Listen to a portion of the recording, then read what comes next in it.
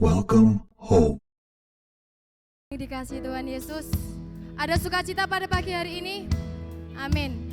Mari kita siapkan hati kita untuk memuji dan memuliakan nama Tuhan. Terima kasih Tuhan buat pagi ini, buat anugerah-Mu, buat kasih-Mu dalam hidup kami. Berkati ibadah kami Tuhan pada pagi hari ini, dari awal, pertengahan hingga akhirnya. Terima kasih Tuhan Yesus. Haleluya. Amin. Kami undang jemaat untuk bangkit berdiri. Kita mau bersorak-sorak buat kemuliaan nama Tuhan. Haleluya, Engkau yang berkuasa Tuhan.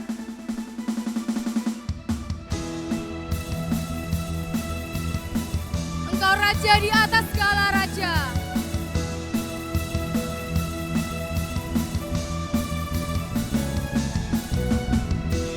Berkuasa di bumi, di surga. Bertahta dalam kemuliaan. Dialah Tuhan Allah kita, namanya berkuasa, pembebas umatnya. Betapa hebat, betapa kuat, dahsyatnya Allah kita. Dia percaya atas semua perbuatannya. Betapa hebat, betapa kuat, dahsyatnya Allah kita. Dia ternama Yesus Raja segala raja, Tuhan Allah kita. Engkau yang berkuasa Tuhan.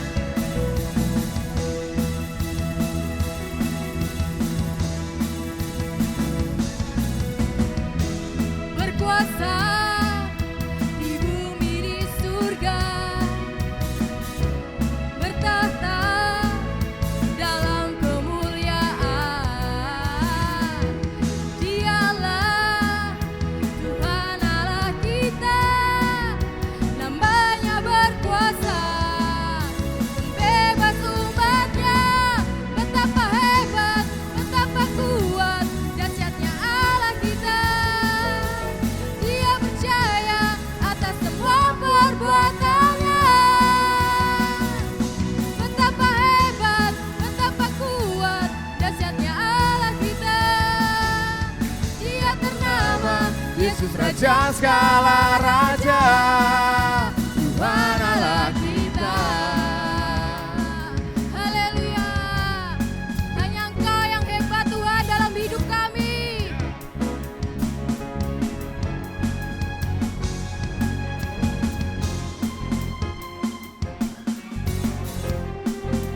Kami mau bersorak-sorak bersama-sama. Yesus Tuhan kami.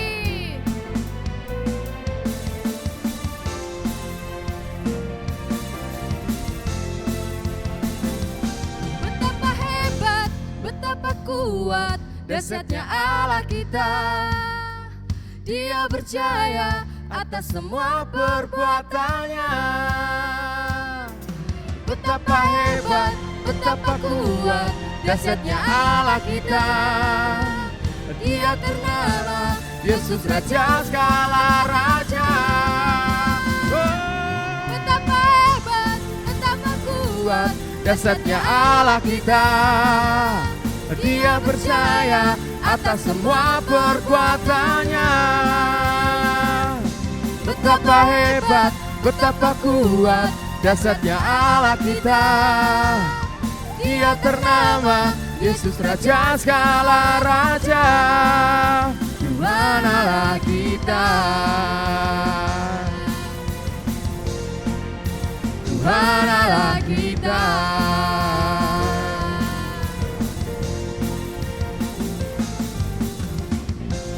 Berikan sorak-sorak buat kemuliaan nama Tuhan. Silakan duduk kembali. Engkau yang terbaik dalam hidup kami Tuhan. Karenamu kami ada, karenamu kami kuat Tuhan. Kami mau lebih lagi Tuhan untuk memuji dan menyembah-Mu. Terima kasih ya Tuhan.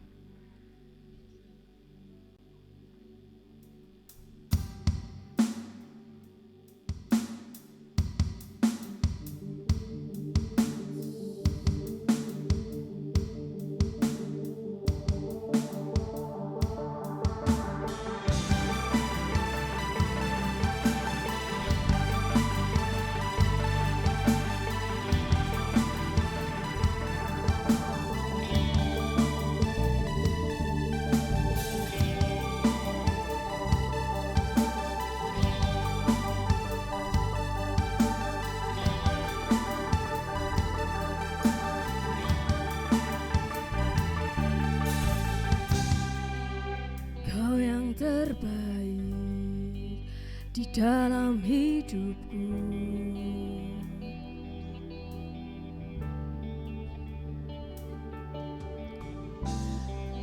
Mataku selalu memandang wajah-Mu.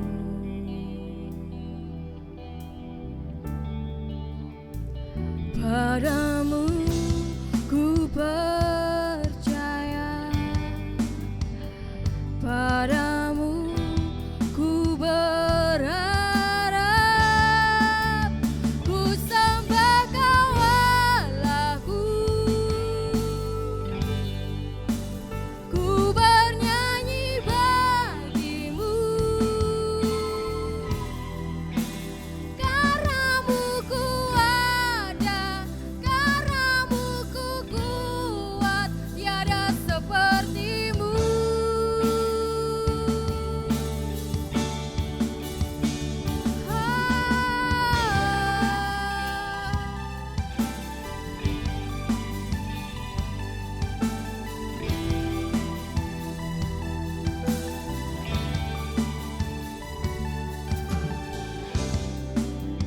Kau menuntunku di setiap waktu.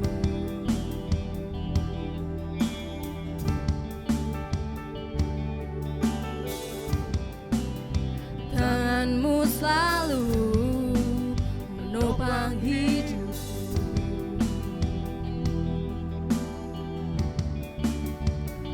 Padamu ku percaya,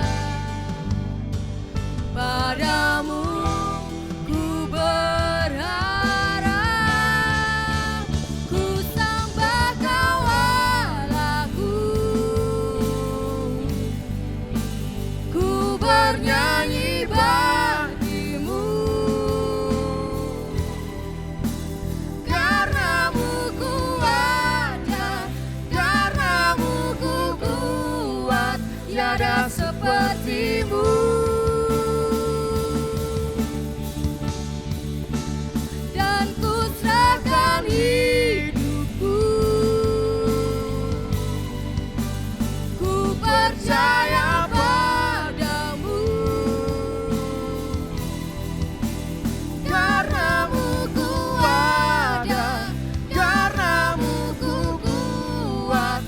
tiada sepertimu.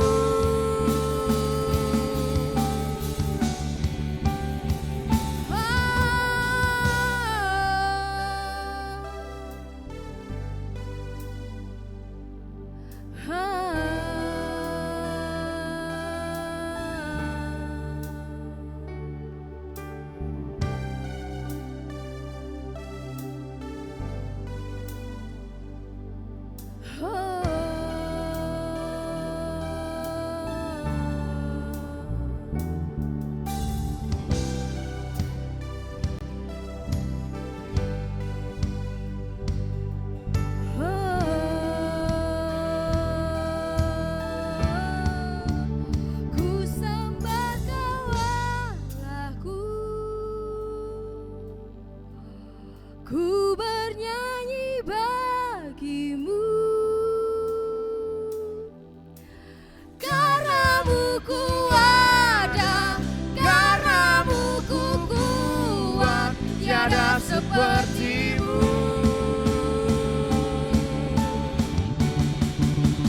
Dan ku serahkan hidupku, ku percaya padamu,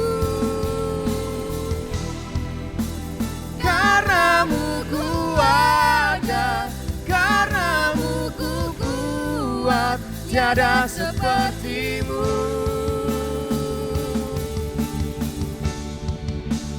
Ku sembah Kau Allahku, ku bernyanyi bagimu, karenamu ku ada, karenamu ku kuat, tiada sepertimu.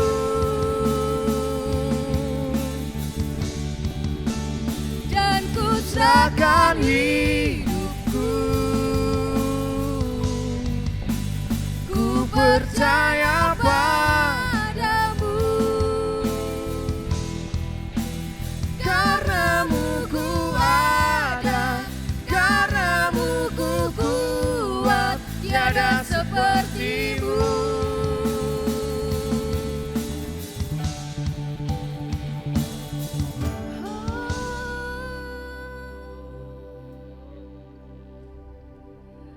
Mari sembah Dia.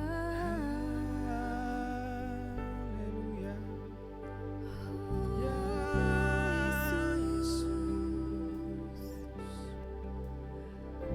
Oh Yesus Tuhan kami,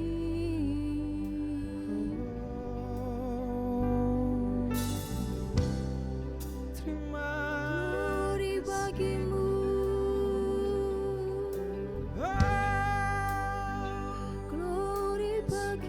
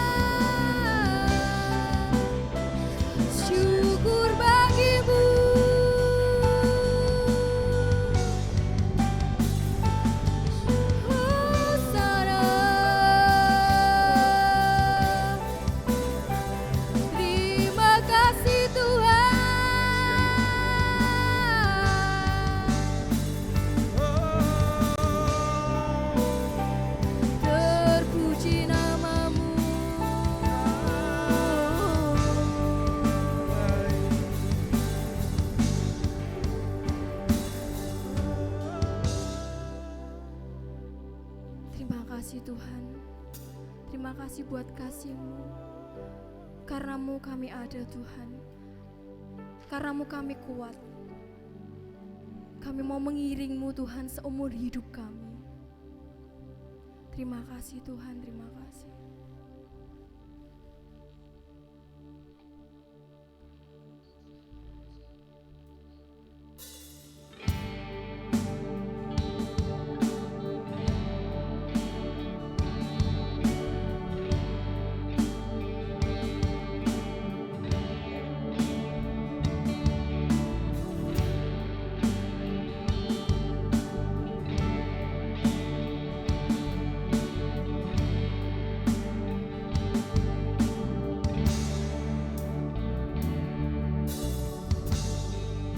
Kekuatan di jiwaku,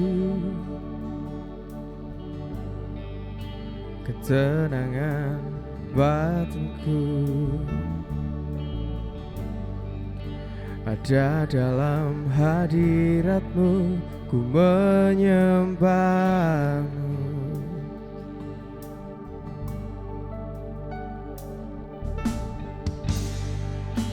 Tersungkurku di kaki-Mu, rasakan hadirat-Mu. Takkan ku melepaskan-Mu, Kau cahaya bagiku. Mengiring-Mu seumur hidupku, masuk dalam rencana-Mu Bapa. Pikiranku, kehendak-Mu ku serahkan padamu. Harapanku hanya di dalam-Mu, ku kan teguh bersama-Mu Tuhan. Jadikanku kejana-Mu untuk memuliakan-Mu. Kami undang jemaat untuk bangkit berdiri.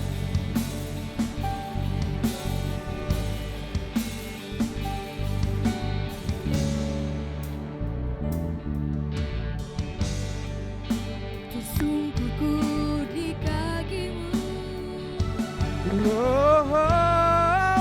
rasakan hadirat-Mu.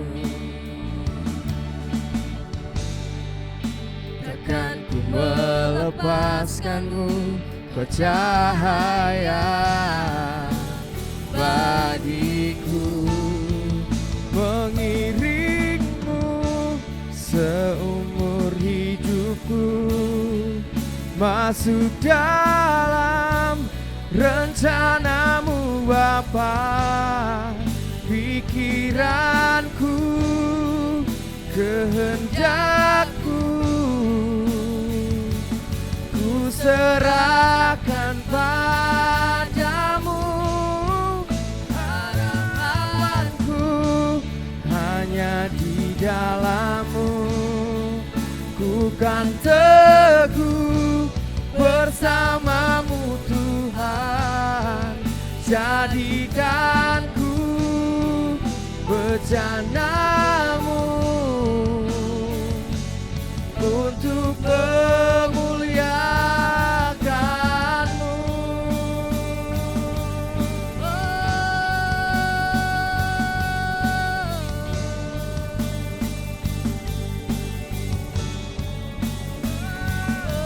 Muliakan nama-Mu.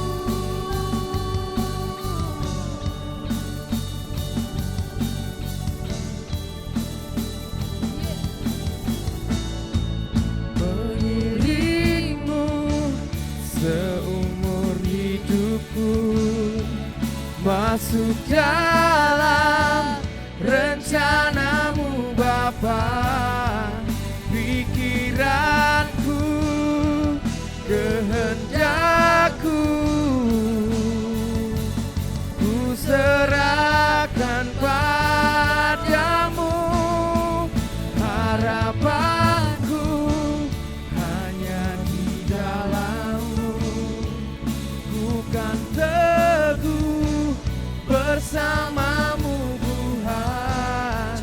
Jadikanku bejanamu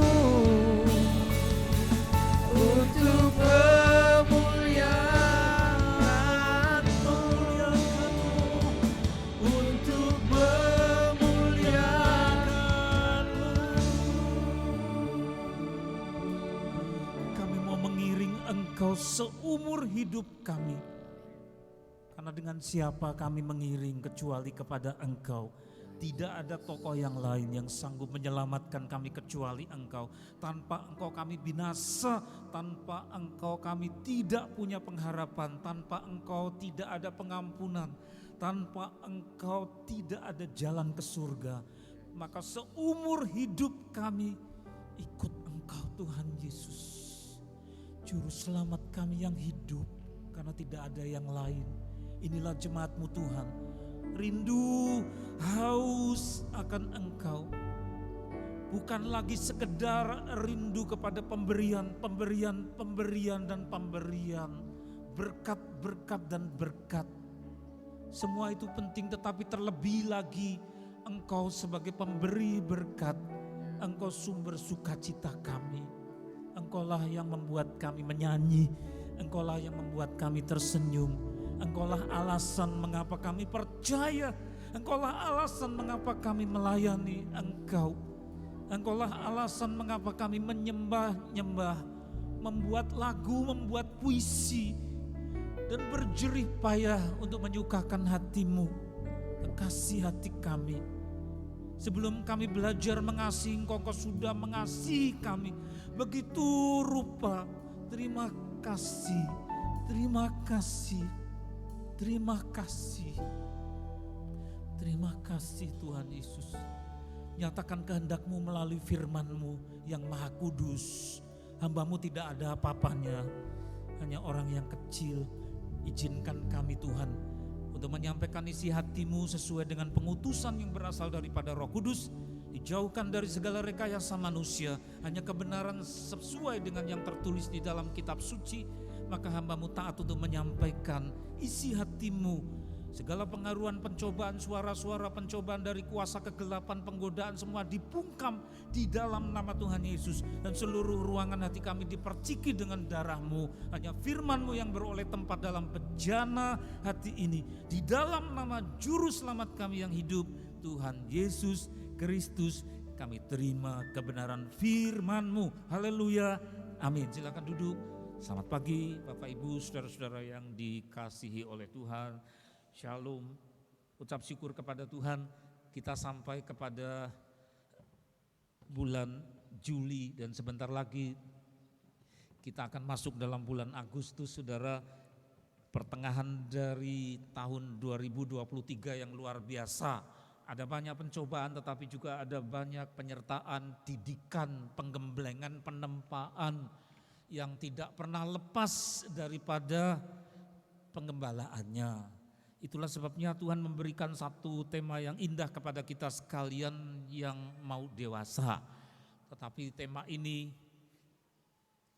bagi yang tidak mau bertumbuh dan tidak mau dewasa tentu sukar, saudara. Semoga kita semua dewasa dengan tema ini. Bentuklah aku.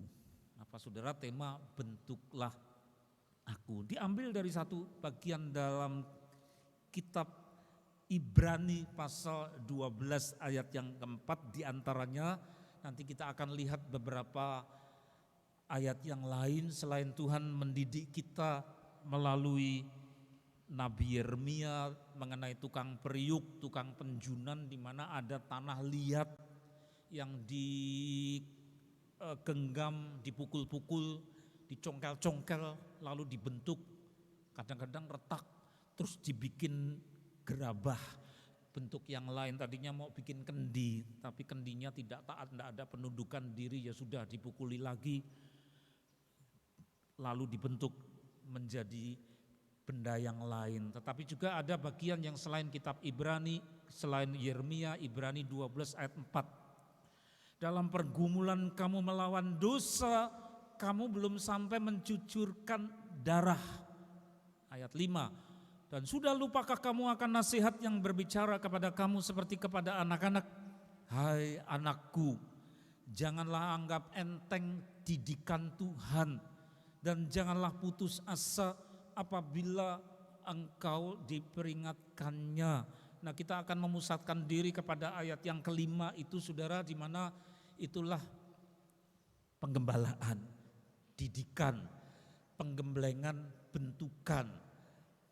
Maka setiap kali kami para hamba Tuhan ini dikumpulkan di pusat, selalu pimpinan kami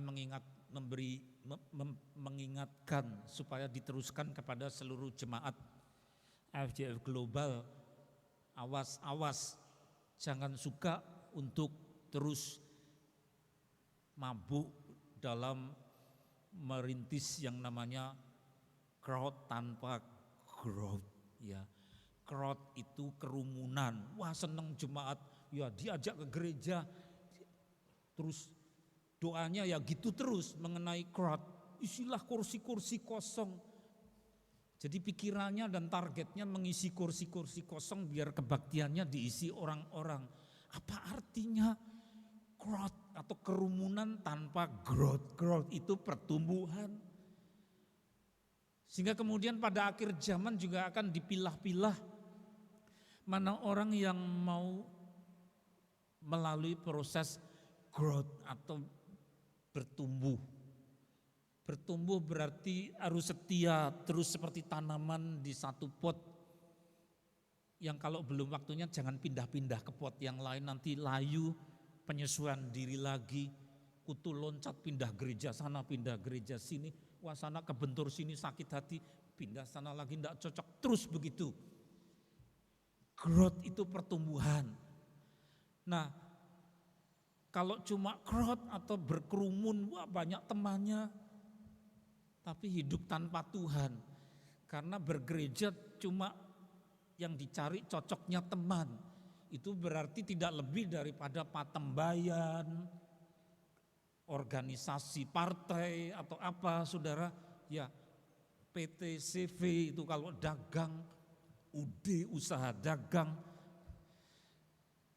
Tuhan mendidik kita saudara sekalian supaya apa? Bertumbuh. Bertumbuh jangan hanya diartikan secara fisik. Maka ada seorang yang bersaksi bagaimana dia mati suri. Sudah dibelikan peti mati, sudah disiapkan ruang tamunya, sudah disingkir-singkirkan meja kursi dan semua menangis, lalu digelar tempat yang lapang supaya nanti kalau peti mati datang, tapi kemudian tata cara di rumah sakit dibiarkan dulu beberapa jam, jangan-jangan bisa balik lagi. Seperti kakaknya ipar istri kan juga mati suri saudara, ada juga orang lain seperti itu. Balik lagi ternyata dan kemudian wah ya bisa cerita, bisa menceritakan ternyata bahwa itu saja dia belum diizinkan masuk ke dalam kerajaannya Tuhan. Baru melihat dari jauh, loh itu kan si ini. Kenapa dulu di bumi dia meninggal itu masih anak-anak, kelas 4 atau kelas 5 SD, kok di surga dia orang dewasa ganteng. Waktu meninggal kan masih anak-anak, tapi kemudian setelah meninggal di surga kok wujudnya orang dewasa. Karena apa? Kemudian ada suara, di surga sudah tidak ada lagi ukuran-ukuran tubuh jasmani. Kalau di bumi, kalau masih kecil 4-5 tahun segini, umur 10 tahun segini, itu kan ukuran fisik. Tetapi Tuhan melihat hati seseorang. Tapi juga ada kok jadi anak kecil, padahal dulu meninggal sudah rambutnya putih, sudah mbah-mbah ya, sudah kakek. Tapi imannya masih anak-anak. Jadi ketika meninggal kemudian di surga wujudnya anak kecil. Saudara, karena ukurannya bukan ukuran tinggi besar, berat badan dari segi fisik. Saudara, kenapa ada yang bertumbuh, ada yang setengah bertumbuh? Semua itu penting yang namanya growth. Maka kami sering diingatkan untuk diteruskan kepada jemaat. Jangan kita hanya mengingini growth, ya, kerumunan, tapi growth yaitu pertumbuhan. Tuhan berbicara pada ayat yang kelima, Sudah lupakah kamu akan nasihat yang berbicara kepada kamu seperti kepada anak-anak? Anak-anak berarti targetnya dia harus tumbuh.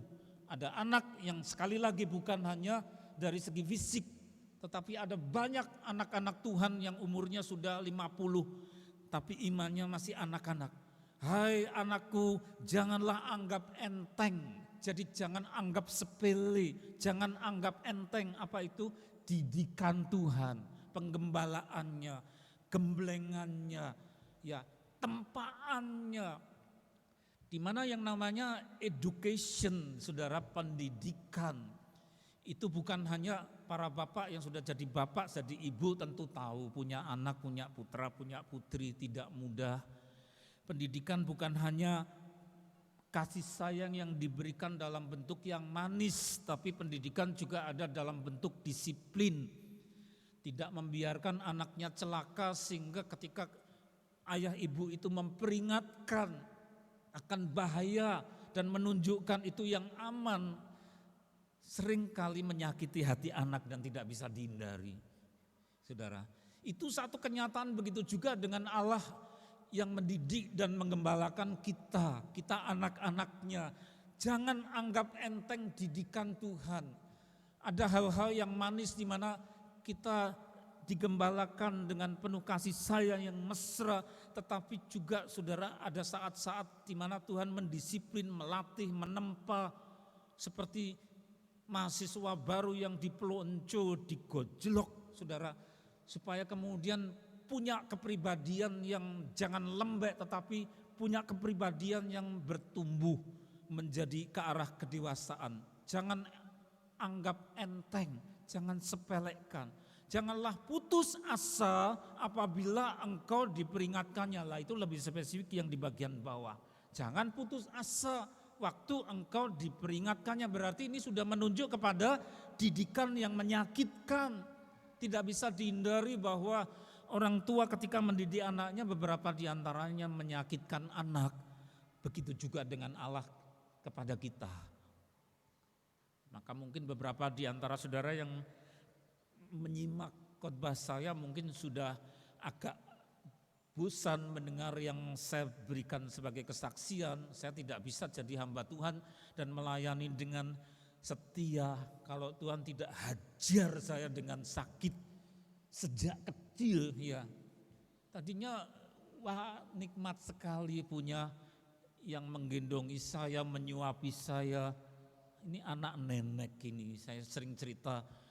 Orang yang sangat menyayangi saya ketika orang tua sibuk bekerja, digendongi, disuapi, ingat terus kepada beliau.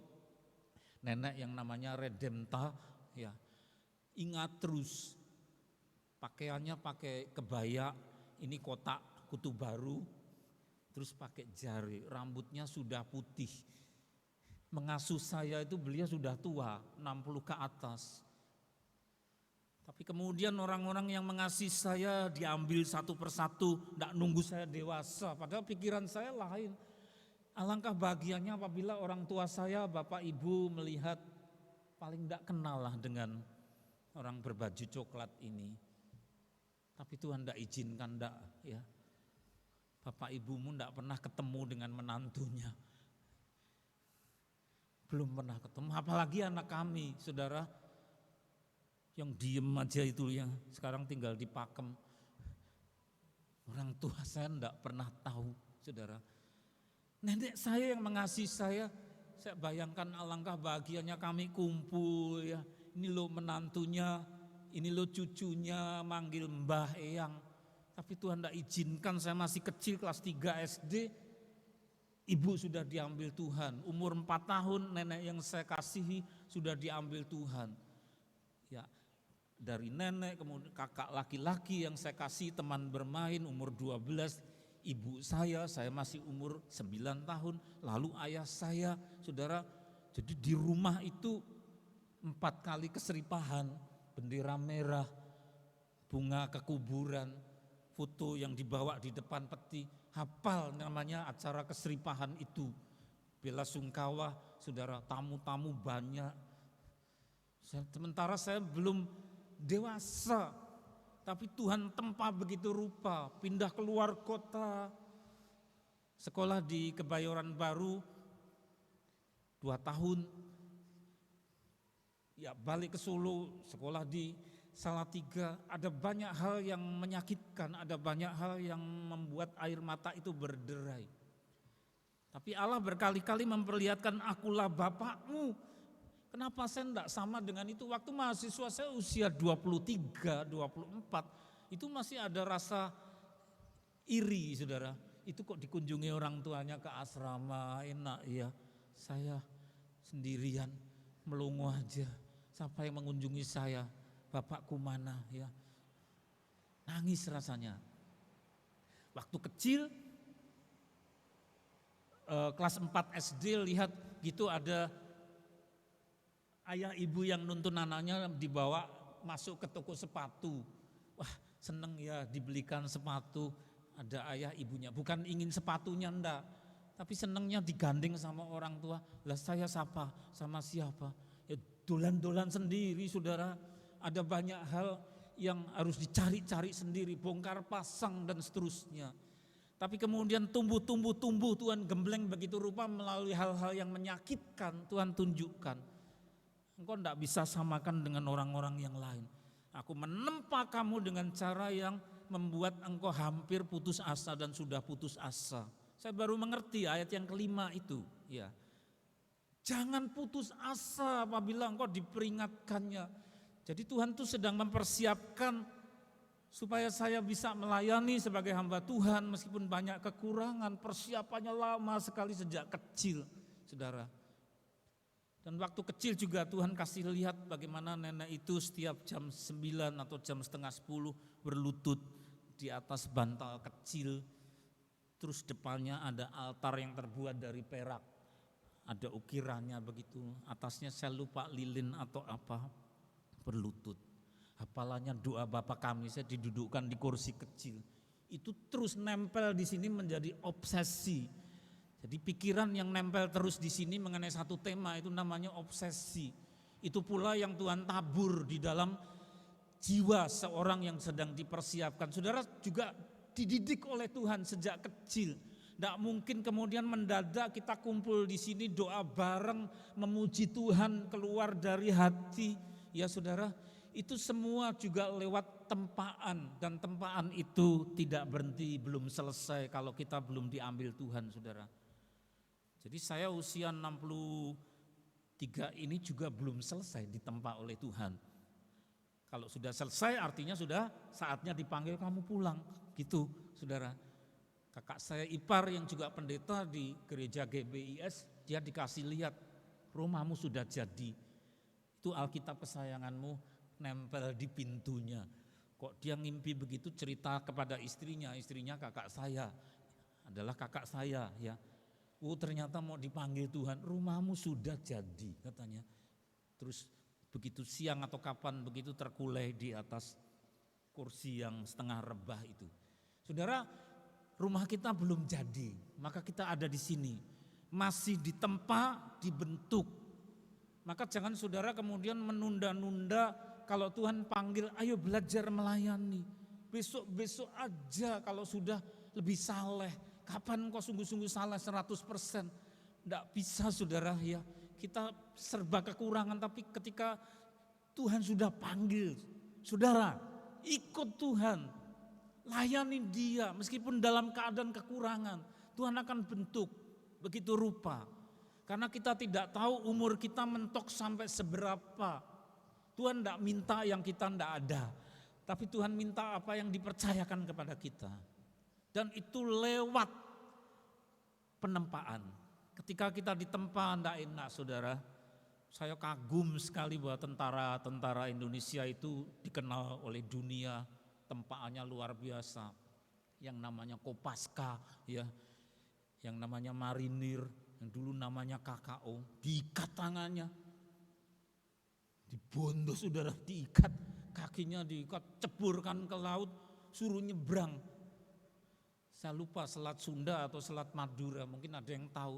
Diikat berenang menyeberangi perairan saudara, luar biasa. Ada yang namanya Kopassus, Saya melihat Kopassus perempuan itu dilatih begitu rupa, ini lapisan pedang itu dipatahkan pakai jari satu gini ya. Yes, itu latihannya berapa tahun? Gulungan koran itu untuk mematahkan pedang, padahal gulungan koran tempaannya berat. Terus apa yang namanya batu bata tinggi sekali, dipukul bisa pecah sampai ke bawah. Luar biasa. Tuhan juga menempa kita begitu rupa penuh luka. Tuhan berkata pada hari ini apa? Jangan putus asa. Apa yang menyakitkan saudara ketika dibentuk oleh Tuhan? Tuhan bukan menginginkan kita hancur. Hancur lebur tidak, tetapi menjadi remukan yang bisa dibentuk. Itu tembok itu dibikin melalui pasir yang disaring. Semennya juga disaring baru bisa dibentuk. Kalau masih berungkahan, bengkalan tidak bisa dibentuk. Saudara, kita juga seperti itu. Yuk ayat berikutnya. Ibrani 12 ayat 6, karena Tuhan menghajar orang yang dikasihinya. Jadi jangan ada konsep yang keliru, kalau Tuhan mengasihi kita ya mesti diberi yang halus-halus, selalu manis sikapnya. Saya juga pernah dicubit atau diceblek, saudara, oleh orang tua karena nakal. Tuhan juga nyeblak kita, saudara, diseblak bokongnya atau diapakan. Opnam, saudara, opnam berapa kali, sakit keras berapa kali, hampir mati, maaf ya. Saudara mengalami apa yang namanya teguran Tuhan karena engkau melakukan sesuatu yang tidak boleh. Tuhan bilang apa tadi? Jangan putus asa untuk kebaikan kita. Tuhan menghajar orang-orang yang dikasihinya. Jadi kalau tidak dikasih ya dibiarkan rusak, ya rusak sana. Tapi karena Allah mengasihi kita, kita dihajar. Itu maka gambarnya anak itu menangis. Sakit Pak, sakit, ceblek ya. Ayo ya, jeweri atau apa sampai merah, nangis. Kita juga diperlakukan seperti itu. Tuhan bilang jangan putus asa.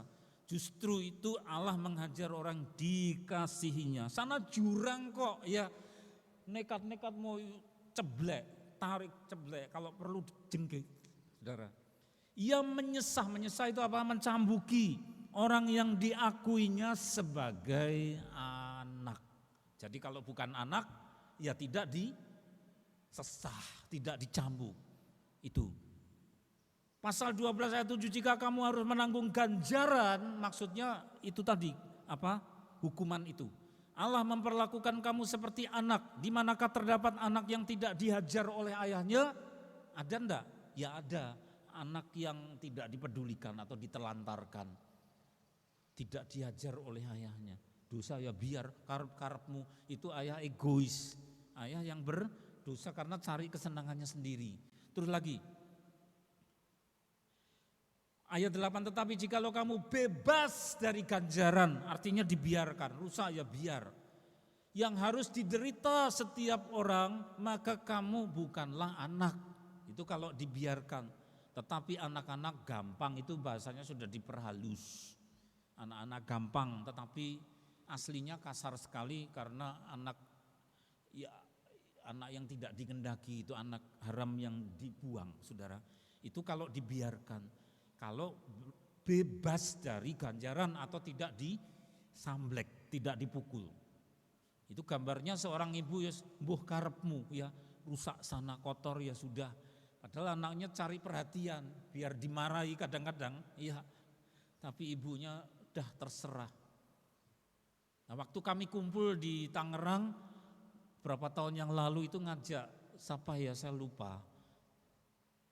Ini nanti Agustus ada berapa orang, 5 orang yang ke sana, tapi bukan, tapi di Bandung, saudara. Itu ngundang satu hamba Tuhan, rambutnya gondrong tapi sudah sepuh, sekitar 60 gitu, orang barat. Dia cerita, waktu kecil digandeng ibunya, terus sampai ke atas jembatan di trotoar, kamu tunggu sini, jangan kemana-mana. Ya masih kecil, terus ibunya pergi, tidak pernah balik ke situ. Jadi dia nunggu di situ.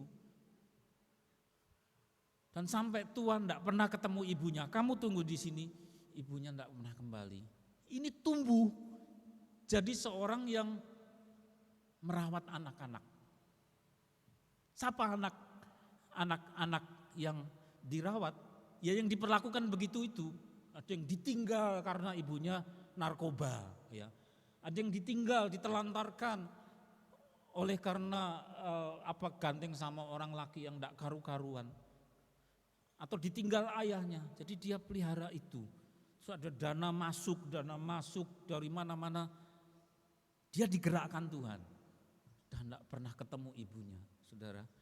Dibiarkan sakit.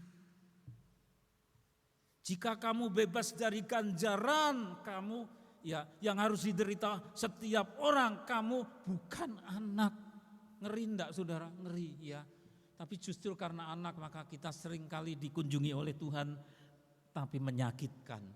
Enggak apa-apa, rela enggak. Saudara, ini makanan keras. Maka saya sering cerita tadi mengenai masa kecil saya itu. Terus lagi ayat 9 selanjutnya dari ayat kita yang sebenarnya kita beroleh ganjaran dan mereka kita hormati. Kalau demikian bukankah kita harus lebih taat kepada Bapa segala roh. Supaya kita boleh hidup taat. Yang dimaksud adalah bukan kemudian sakit hati lalu saya cari aja pengasuh lain. Saya cari bapak lain, saya cari ibu lain. Mama jahat, papa jahat. Ya, lalu ndak mau dibentuk. Bahasa Jawanya berengkeli, ngeyel terus. Saudara, sampai besar kita diajarkan taat. Berarti apa? Harus ada penundukan diri. Kita bergereja juga belajar untuk mengenal otoritas-otoritas ya. Di atas kita ada yang namanya pimpinan wilayah Semarang, di atas yang wilayah ada pimpinan yang pusat. Otoritas yang sudah ditunjuk Tuhan, arahannya bagaimana kita belajar untuk mentaatinya disesuaikan dengan yang ada, saudara. Yang kelihatan saja kita taati, ada penundukan diri, tanda dari perendahan hati, mau dibentuk. Tetapi kalau kita sombong ya kita ora usah nurut-nurut, ya enggak usah, jadi maunya sendiri, bedal. Itulah yang Paulus sebut, kamu kok menendang galah rangsang. Galah rangsang itu seperti sapi atau ternak yang tidak bisa, malah nendang-nendang, tidak bisa dibentuk, celaka. Ya, maka kemudian dari ayah kita yang terbatas saja membentuk kita utusan Tuhan, padahal mereka penuh kekurangan. Dan itu bayang-bayang dari Allah yang membentuk kita dengan cara-cara yang beberapa diantaranya sakit, saudara. Tapi untuk kebaikan kita. Terus lagi. Ayat 10, sebab mereka mendidik kita dalam waktu yang pendek sesuai dengan apa yang mereka anggap baik. Tadi ibu saya ceritakan, saya cuma ketemu sampai umur 9 tahun. Sudah Tuhan tidak bolehkan beliau ketemu dengan istri saya, menantunya, anak kami apalagi. Ya sudah Tuhan izinkan begitu, tidak izinkan ketemu tidak apa-apa. Dia menghajar kita untuk kebaikan kita. Sehingga kemudian saya sadar, mana andalanmu nenekmu itu yang gendongi kamu pakai selendang. Sudah tidak ada. Mana ibumu, mana ayahmu. Ya, Tuhan bentuk hajar saya saudara. Itu yang terjadi untuk kebaikanku. Begitu juga untuk kebaikan saudara, apa hajarannya. Supaya kita beroleh bagian apa? Dalam kekudusannya. Jadi kalau kita tidak taat atau tidak punya pendudukan diri, maunya sendiri jalan, tidak usah nurut-nurut otoritas, ya sudah kita menjadi orang yang bahasa Jawanya cul-culan. Terus lagi ya, ayat 11, memang tiap-tiap ganjaran pada waktu ia diberikan tidak mendatangkan sukacita tetapi duka cita. Itu potongan dari video yang saya capture screen-nya seorang anak yang sudah tumbuh remaja tidak bisa jalan. Ini di rumah ya saya susah karena ada binatang yang saya anggap keluarga. Kalau tidak dibangunkan tidak bisa bangun, kaki belakangnya nangis terus, malam nangis, siang nangis terus. Lah ini bukan anjing Pomeranian tapi ini manusia, anak kandung, sudah remaja tidak bisa jalan.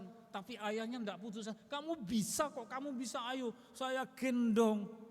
Sakit Pak, sakit, ini kaku, sandalnya terseok-seok. Itu dari video yang saya potong saudara. Sakit Pak, ya kamu harus saya seret. Seberapapun yang bisa kamu capai, nanti telat kalau kamu tua setua aku, enggak bisa, diseret-seret, nangis. Sakit Pak, sakit. Ayahnya terus menyeret. Saudara, tahukah saudara doa orang beriman, doa dewasa. Enggak hanya minta yang enak-enak terus. Tapi doa dewasa adalah apa? Tuhan, seret saya. Bapak, seret saya. Seret saya.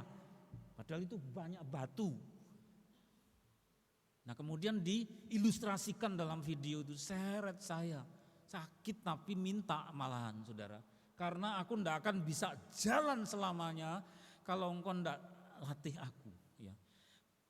Tiap-tiap ganjaran pada waktu diberikan tidak mendatangkan sukacita tetapi duka cita, sakit. Tetapi kemudian ia menghasilkan buah kebenaran. Apa? Buah kebenaran. Yang memberikan damai kepada mereka yang dilatih olehnya. Saya punya buku, ada banyak tulisan kesaksian, satu diantaranya Petrus Abelardus tahun 1600-an. Orang nakal, kotor, ngawur, masa mudanya kotor. Dididik Injil ya percaya, cuma sekedar ya. Pokoknya kalau sudah ada kata ya itu sak-sae, jadi sekedarnya. Terus dia ikut dalam satu rumah hamba Tuhan, kamu agaknya sudah pandai untuk ngajari, bimbing anakku perempuan. Baik. Lah, Petrus Abelardus ngajari isi Alkitab kepada anak perempuannya. Ya, kemudian yang terjadi adalah skandal. Itu bukan melindungi karena itu gurunya malah dinodai, dikotori. Marah sekali sang bapak. Kamu itu sudah saya titipi anak perempuan saya percaya, saya anggap keluarga tinggal di sini. Kok anakku kamu perlakukan, marah sekali. Sehingga ketika nunggu Abelardus tidur saudara, dia nyewa gali-gali pasar. Bawa pisau ya, ambil itunya, pistolnya diambil. Tidak saya perjelas, ada anak kecil di sini misalnya. Dia ambil saudara senjatanya pakai pisau itu oleh gali-gali pasar. Wah ya setengah mati. Nah, mungkin rupanya tidak pernah circumcise ya saudara. Bukan kulitnya tapi semua diambil. Jadi nunggu sampai berbulan-bulan sampai sembuh ya di rumah itu. Tapi justru karena dia sudah hilang kelaki-lakiannya itu, hatinya berubah. Ya seumur hidup enggak kawin, karena gimana ya, enggak punya itu saudara. Dia bertobat sungguh-sungguh. Dan kemudian bahkan dari kemurnian hatinya orang luka ini yang setengah laki-laki saudara, Injil baru bisa diterima masuk. Karena bejana ini mula-mula kotor, Injilnya cuma diterima di permukaan. Tapi atas kehendak Tuhan harus berdarah-darah di tangan gali-gali pasar itu saudara. Itulah kemudian tulisan-tulisannya jadi berkat di mana-mana. Maka kalau saudara cari di internet atau apa ya saudara, hamba Tuhan kuno pada abad 17 Petrus Abelardus. Kesaksiannya banyak jadi berkat. Ditulis seorang yang sudah diambil itunya saudara. Ya, dia jadi berkat sesudah dididik Tuhan dengan cara yang sangat menyakitkan. Nah ini para bapak, para laki-laki, jangan nunggu jadi Petrus Abelardus ya. Cukup hanya dipatak, dilempar pakai kerikil saja sudah merasa harus kembali. Tidak harus sampai sekeras itu. Tapi kan Tuhan ngerti ini bandel, ini super bandel. Ya daripada masuk neraka saya sakiti. Karena ada firman Tuhan lebih baik mata satu masuk surga daripada mata dua dibuang ke neraka. Lebih baik tangannya cuma satu tapi ke surga daripada dua tangan tapi dimasukkan ke dalam neraka. Jadi ada yang disunat, ada yang dipotong sebelum ke neraka. Anak ini kesakitan, tapi sampai kepada saat di mana waktunya Tuhan kasih kesempatan, dia bisa jalan meskipun pegangan. Itu di akhir cerita. Terus berikut, Sebab itu kuatkanlah tangan yang lemah. Jadi kalau dipukul Tuhan, jangan lalu jadi lemah dan marah. Lutut yang goyah, luruskanlah jalan bagi kakimu, sehingga yang pincang jangan terpelecok, tetapi menjadi sembuh. Saya kadang-kadang ditelepon secara berkala dari seorang yang jauh sekali. Kadang-kadang anak-anak baru latihan, saya nengok, syukur Tuhan enggak mati lampunya. Pikirannya dari rumah itu listrik, ya. Mas Sadit bawa tukang dan seterusnya, saya ngucap syukur, tapi pikiran saya mesti listrik. Oh iya, bisa selesai. Kadang pas baru ngawasi, oh ya sudah ada yang nelpon dari jauh luar kota. Gimana kabarnya dan seterusnya. Orang ini pernah marah sama Tuhan, saudara, karena dipukul keras. Dia dulu ada sesuatu yang menghalangi dia ke surga ada. Diambil yang sangat berharga bagi dia. Apa yang diambil dari orang ini? Anaknya yang masih kecil, pakai kacamata bundar, ya, pulang sekolah apa, entah gimana saudara. Dulu saya tidak mengerti apakah anak ini jadi berhala atau bagaimana, diambil Tuhan. Dan caranya bukan karena sakit, tetapi karena tenggelam di satu perairan. Sakit sekali, marah bertahun-tahun. Saya marah sama Tuhan, tidak sudi ke gereja, tidak sudi punya Tuhan Yesus, karena dia ambil anakku. Ya, kalau diambil anakku, kenapa dulu diberikan ke saya? Kan terlanjur kenal, sayang sama anaknya, kok diambil, dia marah sama Tuhan Yesus. Terus kemudian dia cerita, dulu Bapak khotbah di gereja ini, nunjuk ke saya pernah diundang ke gereja itu. Saya enggak mau dengar, saya gitu aja. Jadi datang ke gereja tapi marah, ya. Terus saya baca apa, dia juga marah, saudara. Terus bertahun-tahun sampai Tuhan lunakkan, sabar banget, dilunakkan hatinya. Sampai kemudian dia kembali, siapa yang beri anak itu siapa? Kan juga miliknya Tuhan, ya. Jadi kalau diambil haknya dia, lalu dia ngerti Ayub, dia yang memberi, dia yang berhak mengambil. Ada yang diberi izin sampai usia dewasa anaknya, tapi juga ada yang masih kecil sudah diambil, seperti kakak saya. Saudara, Tuhan punya cara untuk memukul orang dengan jalan yang berbeda-beda. Ada yang keras, ada yang setengah keras. Dia kembali setelah bertahun-tahun marah sama Tuhan. Dan pada saat dia mau saya doakan di rumah kami, hatinya terbuka, berdamai lagi dengan Allah. Baru tahu dia yang memberi, dia yang mengambil, dia yang berhak memukulku katanya. Karena kalau tidak dibentuk, menghalangi saya ke surga. Saudara, semua itu menyakitkan. Maka kemudian ada ayat 13, luruskanlah jalan bagi kakimu, sehingga yang pincang jangan terpelecok, tetapi menjadi sembuh, terutama sembuh hatinya. Yang atas ayat 12, kuatkanlah tangan yang lemah. Mula-mula sudah tidak ada harapan. Di Semarang ada seminar yang saya hadiri selama 3 hari, saya naik Honda Beat itu ngebut sampai sana, wah enak banget ya. Lupa saya yang kalau terus sampai ke Tugu Muda itu di hotel. Ngundang satu hamba Tuhan, dia bersaksi dikirim ke Papua, ke Irian, orang barat saudara. Terus pernah juga dikirim ke satu negara yang sangat miskin di Sudan. Sudah pengabdiannya luar biasa, anaknya kena malaria. Terus kemudian saudara pengorbanan sudah luar biasa, ya harta, ya waktu, di tempat di mana ada banyak penyakit supaya Injil diberitakan. Tapi kemudian istrinya kena kanker payudara. Dia tidak mengerti itu. Kenapa Tuhan, saya sudah melayani engkau, kok seperti ini istri saya kena. Sampai kemudian saya tidak lagi mau melayani engkau. Mogok saudara, mogok, tinggal di rumah mengurung diri. Saya dengarkan kesaksiannya melalui penterjemah. Penterjemahnya juga orang IFGF, saudara, yang keturunan India itu. Marah sekali. Sampai kemudian selama waktu yang lama, dia boleh dikatakan putus hubungan sama Tuhan padahal sudah melayani. Tapi Tuhan tidak pernah kekurangan cara. Dia ngerti aksesnya itu lewat mana ya. Oh enggak lewat nasihat, enggak lewat itu. Tuhan ngerti. Tahu-tahu ada kiriman bunga, enggak ada namanya. Ya sudah, diterima dari tukang paket, diterima kiriman karangan bunga. Terus lain kali ada lagi kiriman bunga. Ini dari siapa? Bunga ke satu, kedua, enggak ada lagi namanya. Bunga ketiga datang lagi. Kok 4, 5? Loh kok banyak sekali enggak ada namanya. Penasaran saudara. Kemudian barulah membuka hatinya, saya kan lama enggak berdoa karena mogok enggak berhubungan lagi sama Tuhan. Diajak doa yang enggak mau ya. Pokoknya menjauhi, enggak ada connect with God, itu enggak ada. Sehingga kemudian saudara baru mulai berlutut, ini yang ngirim siapa? Kok agaknya mengetuk hatiku, padahal cuma bunga.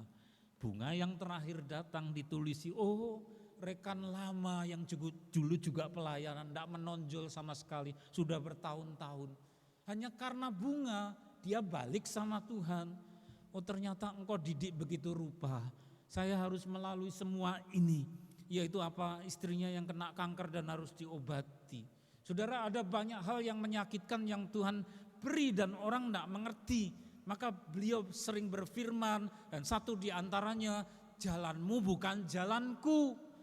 Rancanganmu bukan rancanganku, setinggi langit di atas bumi, demikian tingginya rancanganmu dari rancanganku, jalanmu dari jalanku. Maka Tuhan punya rencana buat saya dan keluarga beda sama sekali dengan yang kami cita-citakan. Tuhan punya rencana buat istri saya, juga beberapa diantaranya menyakitkan, tidak sesuai dengan keinginannya. Dia tidak pernah lihat ayah kandungnya, tidak pernah lihat. Kayak saya seperti apa? Lihat foto, mana fotonya? Tidak ada yang simpan. Family, tidak ada yang simpan. Cuma digambarkan orangnya tinggi besar, gagah. Ada tai lalat gede gitu, kulitnya putih. Direktur pabrik gula di daerah Jawa Timur. Ya, kenapa tidak diizinkan? Tuhan punya maksud. Saudara juga ada hal-hal yang pedih. Anak ini diseret, saudara, sakit bapak, sakit. Tapi ketika sudah terbiasa, seret bapak terus sampai saya bisa jalan. Meskipun tidak 100%. Saudara, doa orang Kristen juga begitu. Ketika tumbuh jadi dewasa, doanya seret aku bapak, seret terus lagi. Semula memang serba bergantung, kita masih kecil saudara. Terus lagi semua serba ditopang, ditatang, terus lagi. Masa ditetah kita ngalami itu, masa menjelajah exploration lagi. Yuk, mulai dipilih jalan, kok ada persimpangan jalan saya harus pilih terus lagi. Ada saat dimana sudah gede, kita yang harus milih jalan, orang tua menghantar tuturi handayani terus lagi. Ada jalan yang sukar engkau tempuh, jodoh, pekerjaan, ya apalagi saudara. Ada risiko-risiko dari pilihan terpampang, ada lagi. Terus, ada yang salah jalan, awas, Tuhan keras, sampai ada anak yang hilang. Terus lagi, belum terlambat untuk kembali, Tuhan mau bentuk. Terus lagi, beberapa pilihan berujung fatal, jangan sampai kita ke sana, tidak ada jalan kembali. Saya berdoa semua yang ada di ruangan ini, jangan ada yang ngambil jalan yang tidak bisa kembali. Ujungnya ke neraka. Jalan disangka lurus tapi ujungnya menuju maut. Meskipun itu gelarnya pendeta, doktor, tapi kalau ngomong di YouTube, Yesus bukan juru selamat, bukan gembala, bukan jalan terang, jangan mau ikut. Karena ada jalan yang disangka lurus itu orang pinter katanya, tapi menuju maut, awas. Ya, saudara pilih khotbah yang benar-benar orang-orang. Tidak usah gelar pendeta, tapi kalau dia memberitakan firman Tuhan dengan benar, Yesus juru selamat, terang dunia, gembala, itulah jalan kebenaran. Jangan mau disesatkan lagi. Hati bapak rindu anaknya pulang meskipun luka-luka. Pernahkah engkau jadi anak hilang? Terus lagi saudara, keputusan untuk pulang merupakan pilihan, perjuangan. Pulang pun sukar, tapi Tuhan Roh Kudus tidak pernah kekurangan cara. Tadi ada bunga karangan untuk orang yang marah, tapi dia balik sama Tuhan. Mau lagi pelayanan, cuma bunga. Terus lagi terjungkal saat belajar, berjalan menambahi kemampuan kita. Mazmur 119, aku tertindas, itu baik bagiku. Yuk dibaca bersama-sama 1, 2, 3. Bahwa aku tertindas itu baik bagiku, supaya aku belajar ketetapan-ketetapanmu. Yang percaya berkata, amin.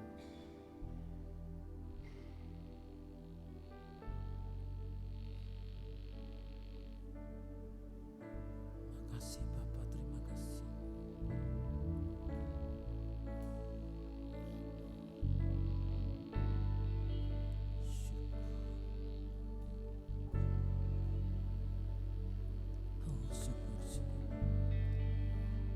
Ketenangan batinku Ada dalam hadirat-Mu. ada dalam hadirat-Mu, ku menyembah-Mu.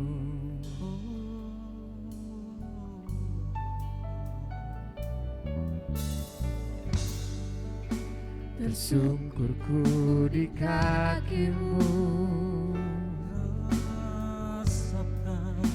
rasakan hadirat-Mu.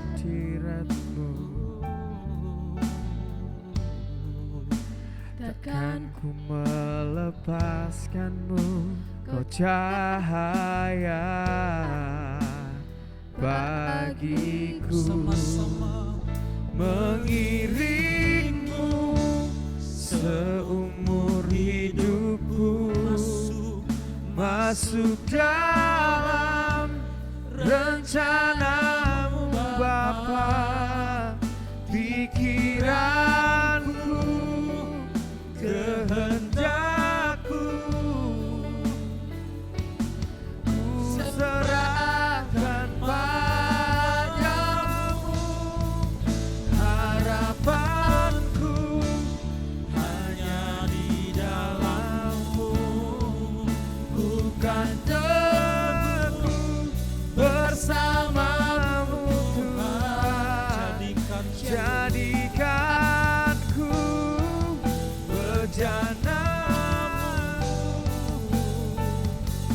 untuk memuliakan-Mu.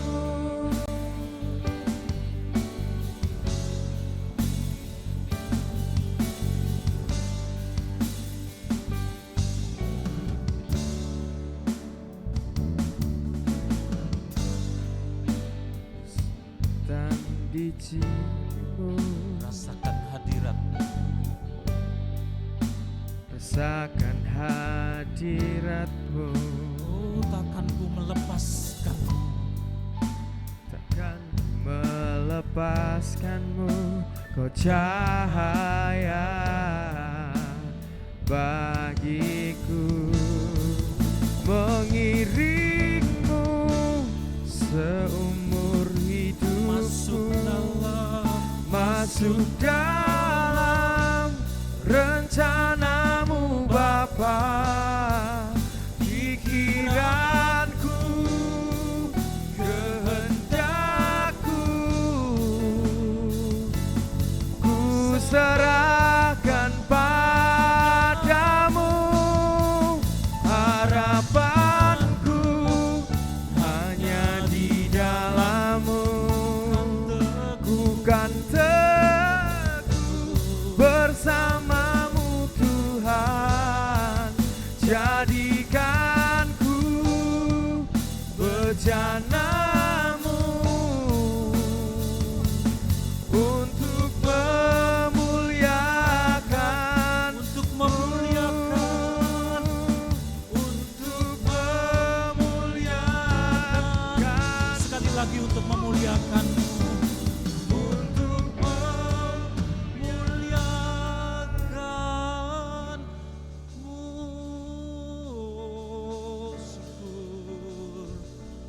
Terima kasih Tuhan, terima kasih Bapa atas pimpinan bentukan-Mu. Engkau bentuk hidup kami ya Bapa.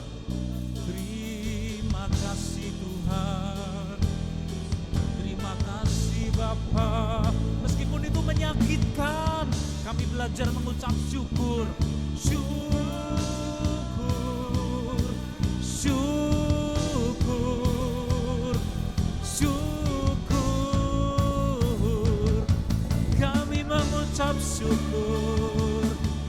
haleluya,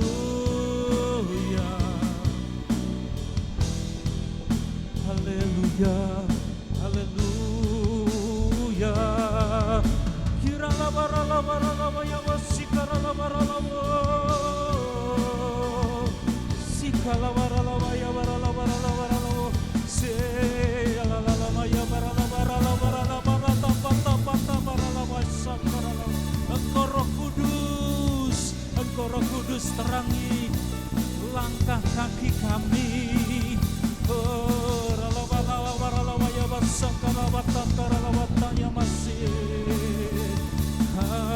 Haleluya, haleluya, puji namamu kudus, kudus, Hosana, Hosana, Hosana, Hosana, Hosana, Hosana.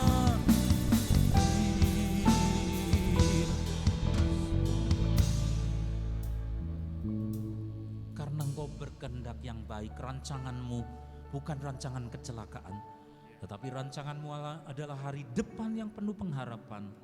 Meskipun melalui jalan yang berliku, penuh kerikil tajam, dan kami terserempet dengan duri-duri di perjalanan hidup kami, tetapi di situ ada Engkau. Kadang di persimpangan jalan kami bingung Tuhan, anak-anak-Mu, karena ada kabut yang tidak bisa kami lihat, kami harus ke kiri atau ke kanan, kemana. Tetapi Engkau menggamit tangan kanan kami dan Engkau berkata, terus anakku, ikuti tuntunanku. Tuhan Yesus, kami mau ikuti tuntunan-Mu. Engkau juru selamat, Engkau gembala yang baik, Engkaulah terang dunia. Ampuni anak-anak-Mu yang disesatkan oleh penginjil palsu. Ampuni anak-anak-Mu yang ikut dengan gelap mata karena fanatisme, tidak mau dibentuk. Bapa, ini anak-anak-Mu yang taat, mau berjalan bersama dengan Engkau. Terima kasih, terima kasih. Ketika kami kehabisan nafas, terkulai, Engkaulah yang membangunkan kami, sehingga kami bisa berjalan lagi dengan kepala tegak. Karena Engkaulah yang bertindak. Biar kami dengar-dengar akan suara-Mu, tenanglah anakku, aku yang bertindak, aku yang menuntun. Ketika Engkau terkulai, aku yang menggamit Engkau. Terima kasih Tuhan Yesus, terima kasih. Bapak, jemaat-Mu hendak mempersembahkan ucapan syukur dalam bentuk persembahan ini, tapi juga mengumpulkan persembahan khusus untuk persiapan Natal di luar kota. Apa yang kami hendak kumpulkan, Bapak berkati, kuduskan dalam nama Tuhan Yesus. Mengiringmu seumur hidup, masuk dalam rencana-Mu Bapa, pikiranku, kehendakku, Ku serahkan padamu, harapanku hanya di dalam-Mu, bukan teguh bersama-Mu Tuhan. Jadikanku bencanamu untuk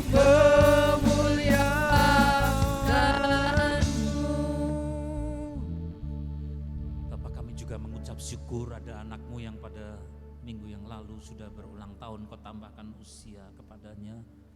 Engkau memberkati anak-Mu Lucia Francisca Wiryono, yang bukan hanya Engkau berkati dengan keluarga, pekerjaan, tapi juga Engkau sudah gerakkan dan Engkau sudah hancurkan hatinya untuk melayani anak-anak remaja, pemuda.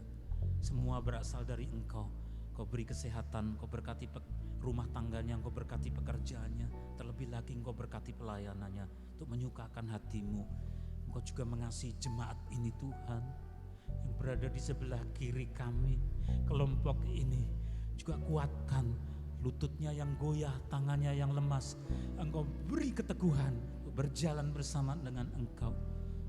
Jemaat-Mu yang berada di sebelah kanan hamba-Mu, segala pergumulan mereka mengenai pekerjaan, mengenai rumah tangga, mengenai kesehatan, Engkau tidak membiarkan mereka. Mereka akan bertumbuh dalam Engkau. Engkau sudah merancangkan segala yang indah. Anak-anak-Mu yang rajin melayani di atas mimbar ini, mereka juga setia. Bapak berkati mereka. Kami mengangkat kedua belah tangan kami, mengarahkan hati kepada Engkau.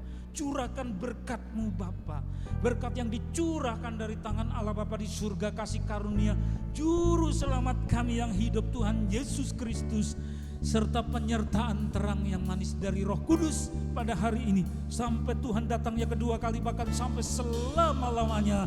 Di dalam nama Tuhan Yesus Kristus kami semua yang percaya berkata bersama, amin. Tuhan memberkati.